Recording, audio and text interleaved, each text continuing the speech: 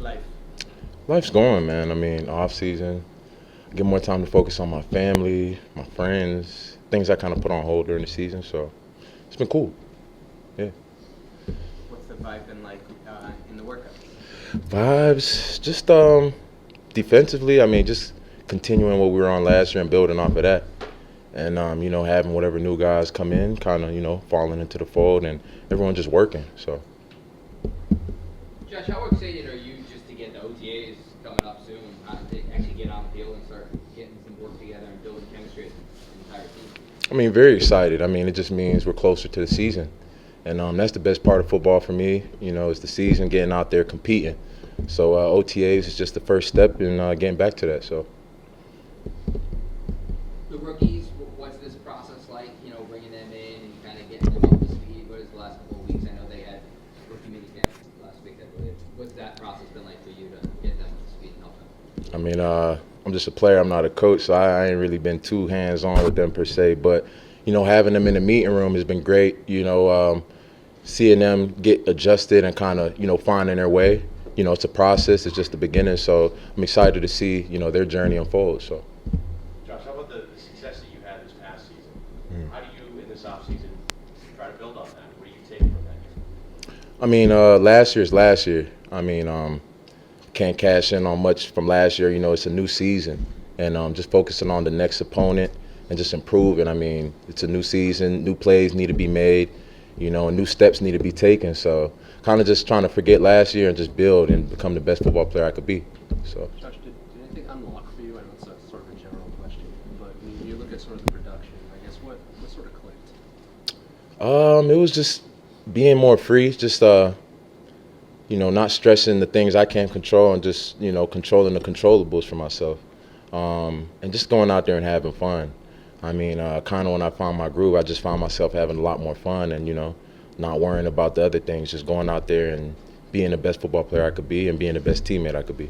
Does that mean there was a time when you might have been focusing on things outside your control, doing less of that freed you up last year?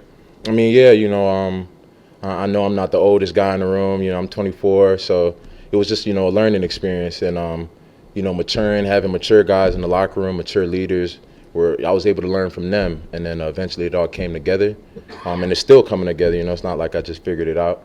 It's a continuous process. But last year, I just kind of, following Jamie Collins a lot, just talking to him, a lot of dialogue with him, kind of just, allowing me to, figure things out a little bit more. So. What were some of the things you let go of after your talk with Jamie? I mean, it wasn't anything specific. Just seeing how much he loves the game and he's had success at the highest level, and kind of talking to him about his experiences and things he's learned, and just learning off of that and implementing that into my game. And, along with a lot of other guys like Hightower, D-Max, Slater, and my pops and a bunch of different people. It's just it's a collective effort, It takes a village to raise somebody, so. Going back to having the rookies in the room with you, do you have specific memories of what that was like for you? Because it's not that long ago, really. I mean, yeah, it's just it can be a lot sometimes, overwhelming, but it's all about just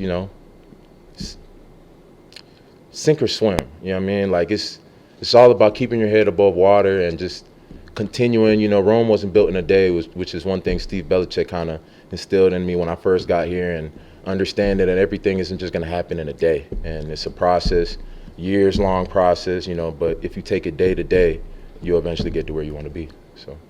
Josh, the things you're talking about, how much of that controlling the controllable, the patience and so forth, is tied to the overall mental health that you've talked about, really going back to last year, and mindfulness, things of that nature? I mean, definitely, being a football player, competitive. And when things don't go your way, you can get frustrated, dejected, injuries, so on and so forth. But one thing that I found helpful for me was after practice or games, I kind of go home, I try to decompress, cut on something that just has nothing to do with football, and just kind of, I guess, meditate, if you will. I pray a lot. That helps me a lot. And just different outlets that kind of help me kind of decompress from football. If you focus on something too much, you don't see the bigger picture. So sometimes taking a step back, you kind of see some things you messed up on, some things you can improve on, and just understanding there's life outside of football and being appreciative of that. makes you more appreciative of the privilege to play this game. So what do you flip it on when you go home after a game? So I like to watch moving art on Netflix. It's just like, it's kind of like those Windows backgrounds, just nature type stuff, sounds, and I'll cut on some film or whatever and just chill, maybe some music too. So, yeah. Josh, talking about last year, you mentioned that you can't cash in on 1 year, but I guess quite literally you're entering a contract year. How do you look at, where things stand with that? I mean, yeah, it just comes back to controlling the controllables. I mean, all I can do is come in each day, work as hard as I can, work on my body, my technique, my mental, and the rest will just, fall into place. I can't control that right now. We're not in the season, and I can only control my effort and getting better each day. Eventually the rest will handle itself. So. Josh, you added anything else into the pass rush repertoire this offseason? Shit, everything. I mean, I'm just, that's what I love to do.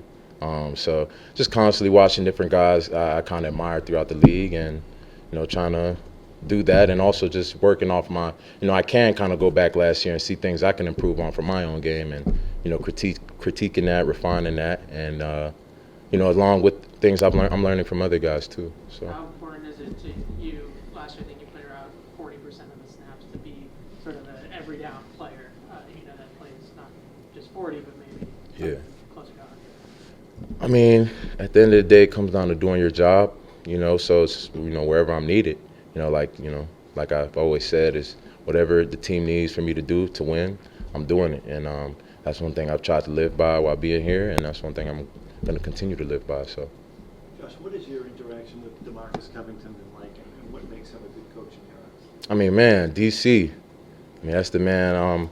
Being in his room, it's just the integrity that he has. In the meeting rooms and then outside of it. And like I talked about, being able to play a little bit more free and having more confidence, definitely flows from him. Just conversations we've had and him believing in me. And that's been the biggest thing for him, to have a coach that believes in you and trusts you and has faith in you, allows you to go out there and play that much more free and have that much more fun. So he's been great. Is there any conversation in particular that stands out with him recently? Recently, I mean, just our continued relationship from last year. Last year was a starting point for us, and we've just been building off of that and just making things better each day. And it's kind of like a big brother type relationship. So. Josh, is there anything specific that you've been working on this offseason? Everything, everything under the sun, man. I'm just, I love football, so I'm trying to be the best I can be as prepared as I can be. Coverage, pass rush, run, everything. So. Did you do some of that again in South Florida with some of the other guys from around the league? Yeah, definitely. I linked up with one of my good friends from Michigan, my little bro, David Ojabo, and we went to my high school, got some pass rush work in, and that was a lot of fun. Speaking of another guy from Michigan, Big Mike, you guys were talking last year, obviously both had your career years. How much of those conversations, if at all, helped both of you as you broke out, is my word, but really found success? I mean, Big Mike, that's my man. That's really like my brother. We were roommates together when we first got here, and rookie year was tough for me. Big Mike's been balling for a while, as y'all know. But just living with Mike and just us having constant dialogue and him being there for me when I'm down or when I was injured, and him giving me words of encouragement, and us kind of just feeding off each other. I mean, that's my brother. I don't know how else to explain it. It's been a blessing. I definitely thank God he put us in the same situation, on the Patriots, and having a good friend like that to be able to lean on. So. How does that relationship? I know you don't want to rest on what happened last season, the success of all that, but did you take any time to, just appreciate what you did, double-digit sacks, top 10 pressure rate, all that, kind of celebrate the breakout? Not really. Because I feel like if you just focus on, if you get so big-headed on what you did in the past, you're going to trip up, trying to get to where you want to go. So I try to leave that where it's at and understand that this is a new slate, this is a new season, and there's new opportunities. And if I'm worried about the past, then I can't capitalize on the future. So, yeah. Final question? I was just going to ask about Mike in your relationship. How does it go deeper than just being Michigan guys and being Patriots football players? I mean, you know, me and Mike having the same cultural background, him being Nigerian, is like he understands what it means to, you know, for hard work. You know, that's our culture.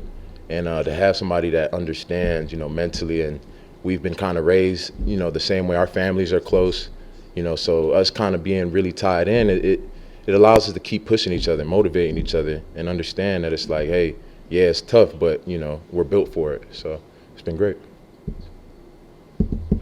Thanks, Josh. Yeah, appreciate you guys.